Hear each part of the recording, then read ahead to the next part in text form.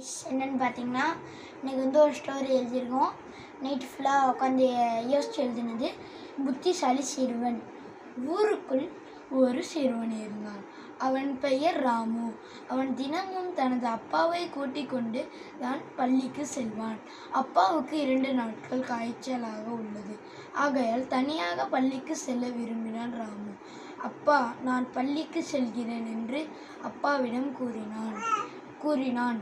அதற்கு அப்பா, வேண்டாம், நான் உன் ஆசிரியரிடம் 2 நாட்கள் விடுமுறை கூறுகிறேன் என்று அப்பா கூறினார். அதற்கு ராமு, இல்லை அப்பா, ஆசிரியர் நிறைய பாடம் நடத்தி இருப்பாங்க, அதனால் நான் பள்ளிக்கு போகிறேன் என்று அப்பாவிடம் கூறினான். அப்பாவும் சரி, பார்த்து பத்திரமாக போயிட்டு வா என்று கூறினார். ராமுவும் பள்ளிக்கு சென்று விட்டான்.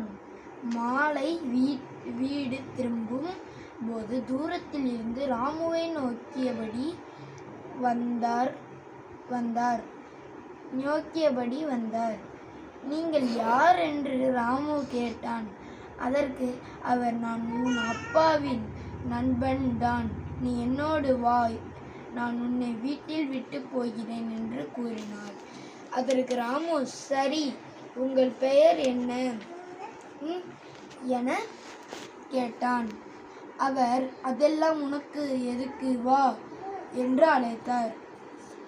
சரி, நான் உங்களுடன் வர வேண்டுமென்றால் என் தந்தையின் பெயர் சொல்லுங்கள் என்றால் அவர், அதெல்லாம் எனக்கு தெரியாது, வா என்று சொன்னார். அந்த சிறுவன் பயந்து அருகில் இருந்த காவல் நிலையத்திற்கு ஓடினான். நல்லா இருக்கா? இன்னும் இருக்குது, இன்னும் கொஞ்சம் தான் இருக்கு. அங்கிருந்த காவல் அதிகாரி, என்னப்பா, என்ன வேண்டும் என்று கேட்டார்.